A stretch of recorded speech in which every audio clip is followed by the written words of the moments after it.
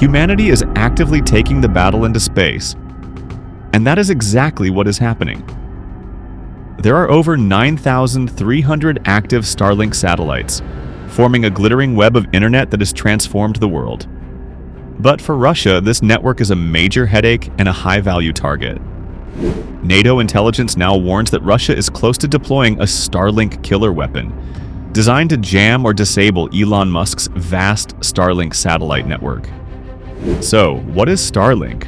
Why is Russia targeting it? And what would the global consequences be if it were taken down?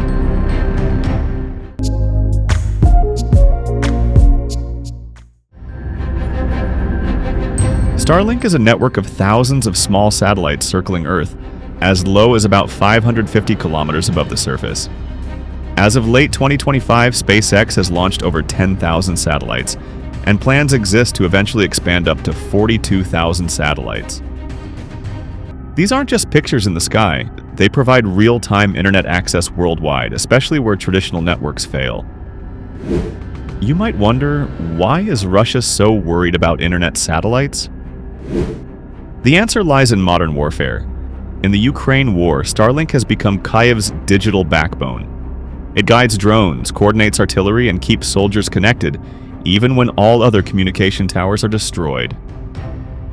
For Russia, Starlink is more than just the internet. It's a critical Western military advantage they cannot ignore. As a result, Starlink has become a major problem for Russia in the Ukraine war. According to recent NATO intelligence assessments, Russia is actively developing a new type of orbital weapon designed specifically to target the Starlink constellation. Often described as a zone effect weapon, this system would deploy clouds of small, dense pellets into the orbital paths used by Starlink satellites.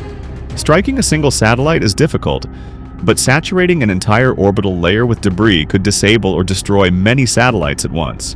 Russia has already tested jamming techniques, but jamming alone is not enough against a system as large as Starlink. With thousands of satellites and built-in redundancy, losing a few would not shut the network down. To cause real damage, Russia appears to be shifting toward kinetic killer methods that could knock multiple satellites offline simultaneously, by increasing collision risks and triggering wider disruptions. However, space is a crowded environment, and spreading debris could endanger not only Starlink, but also Russia's own satellites and those of other nations. The immediate impact of such a weapon could be serious but unpredictable. Disabling a few satellites might cause temporary outages, especially in war zones like Ukraine. But the collateral damage could be the real nightmare. Orbiting debris doesn't stay still, it spreads. That means Russian satellites, Western satellites, Chinese satellites, even crewed missions like the International Space Station could be at increased risk. Many analysts say this might deter Russia from ever using such a weapon for fear of owning the consequences. If Russia did deploy such a system, NATO and the United States would likely respond strongly.